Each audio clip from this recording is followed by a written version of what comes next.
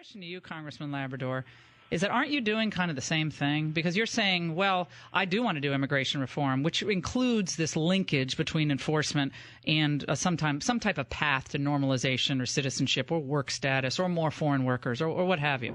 So as long as you have that, let me finish, Raul. So the fact that you have that immigration reform ultimate goal out there, isn't that also part of the magnet effect to bringing people into the country now? No, because it's how you define immigration reform. The problem is that we've allowed the media to define immigration reform as granting amnesty to the 11 million people. Immigration reform is actually fixing our current immigration system. It's actually making sure that we have... Right. You sound like Chuck Schumer. That's what he says, right? Schumer says the same exact thing. We got to fix immigration. So does Raza. So does Cecilia Munoz. I mean, all these people say the same thing. But look at the bill. It's actually the bill that they drafted in the Senate actually granted a legal status before you did anything with the border, before you did anything with So your proposal would be to deport the people who are here illegally and then lock down the border and then at some point bring new people in? No, my proposal would be to actually start enforcing the law on the border, and the president can today take action. He can actually start sending people back home today that are coming into the border. We do need to have a guest worker program, and that's what I think what we can do is fix the guest worker program, fix the current enforcement actions that we do, and then if you fix those systems, you can send people back home. You can have people do it the right way. There are ways for people to come to the United States, but right now those ways are limited, and I think we can actually have better ways to do it. Look, we're completely with you on the people who've come here illegally in the last wave. They need to be sent back home. We're totally with you on that, and I'm glad you're voicing that point. I think it's really, really important that people hear that you just said that. However, in the same paragraph, you talk about the need for more foreign workers into the United States. Sometimes they're guest workers. Sometimes they have H-1B visas. And that's where I think, Congressman, so much of the GOP leadership or even wannabe leadership, they miss where the people are on this. Because, as you know, and you've discussed this, the middle class in our country, the working poor, these people are just looking around going, wait a second, who the heck is talking about my needs?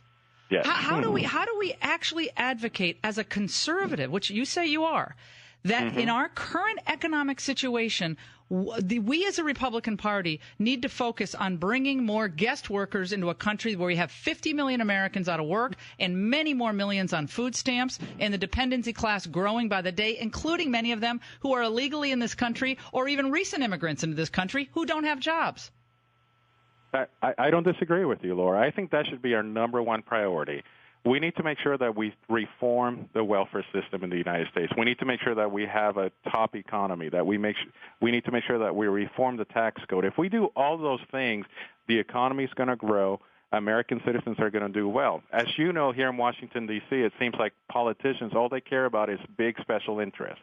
I want to make sure that what we're doing is we're looking for the little guys. We're looking for the people that don't have the money to come and give huge donations to the Republican Party. We should be listening to all voices. Right, but those people don't want more legal immigration, let alone more illegal immigration. I mean, you've seen all those polls. They don't want any more workers to compete with because they've already been laid off, or they've been downsized, or their salary's been cut, or they lost their benefits. And so they hear someone like who they like, and a lot of people, so many people out there like you, and I've always liked you. They hear Raul Labrador. Wait a second. Why is he spending 1 minute talking about what we should do for illegal immigrants? No, I'm talking about but I have 5 articles in front of me about your points that you've made consistently on guest workers, foreign workers, immigration reform. And so my point here is that we have this FAIR pledge out there. I know you know what it is, but will you today say that you will not engage in any of this push for foreign workers or guest workers or an immigration reform pathway while Barack Obama is president? Will you agree to those principles? No, I will not, Laura. I think we need to take care first. So you're where Cantor Cantor is because he won't either. No, I'm very different than Eric Cantor. I wouldn't have been talking about. I have made it very clear for the last year that we shouldn't even have a bill for immigration reform in the House of Representatives. I was the first one who said that. I said that publicly when, if you look back to when we had our conference at the beginning of the year, I said that this is not the right time for us to do it. We need to have a Senate that we can work with. We need to do the things according to what our Americans want. My first concern is with Americans. It's not right. with Their wages are flatlining and their standard of living is deteriorating, yet you want to bring in more guest workers and foreign workers into the country. Why? Because I actually think if we do it the right way, we can actually grow the economy. If you look at Canada, the Americans are too lazy. Example, they're not creating any jobs. We just need foreign workers. Have you seen these people coming into the country? They're going to be creating the new Googles out there. Are you kidding me? Well, I think if we have the right foreign workers, absolutely. That's what Canada just did. Canada was able to have high-skilled workers, and they actually surpassed the United States just recently in per capita income. Because right. They have Stephen Harper running Canada, not Barack Obama. And you all spend all this time saying Barack Obama, you can't trust him, and he's lawless. And then you say, well, as long as we do it the right way. What has he done the right way? He hasn't done anything the right way, and that's why I said we shouldn't be doing anything right now. So, are you closer, just so people get it? And again, this is someone I agree with on a whole host of issues, Raul Labrador. You know that, and Raul, you've come on our show so many times. Oh, I have absolutely. an enormous amount of respect you and I disagree. for you. Even on this issue, we disagree on 2% of the issue. Yeah, but on this point, are you closer to so you won't sign the FAIR Pledge, even though you say you don't want to work on immigration reform as long as Obama's in office. So you won't sign the FAIR Pledge, which says no more guest workers, no more legal immigration, no more immigration reform. You won't sign that. So no, I believe in legal immigration, Laura. Right. I'm not against legal immigration. But bringing more people into the country at a time where we have such critically bad numbers on employment. I'm not talking about bringing in legal immigrants at any point in the future. I'm just saying lots of legal immigrants in terms of foreign workers, especially when we have such bad unemployment. Of course, I'm for immigration, and immigration is supposed to be for our benefit. It's not just supposed to be because we want to do it for the heck of it. It's supposed to be for the people's benefit. It should only be for our benefit. So that's why I'm not going to sign a pledge that if I can craft a bill that actually does it for the benefit of the American people, then I've signed a pledge that I can't do anything for the next 2 years. You would trust Barack Obama and the Democrats in Congress to push forward your bill, because you just said they're lawless and untrustworthy in the White House, but then you're going to move forward, waste any time on this. If I'm the majority leader of the House and they don't want the bill that actually does what we as Republicans want, then it's not going to pass the House of Republicans don't want it. You You Republicans in Congress want it, but the American people do not want this. They do not want to compete with more foreign workers. Yet you all are just. You guys keep your head down. It's like running into the wall at 50 miles an hour. Cantor can lose. McDaniel can win in Mississippi. Got Lamar Alexander is on the line in Tennessee. And y'all are just, we got to do immigration reform. I don't mean to laugh here, but this is just, we're all sitting here going, this can't really be happening. This is like we're in the fun house here.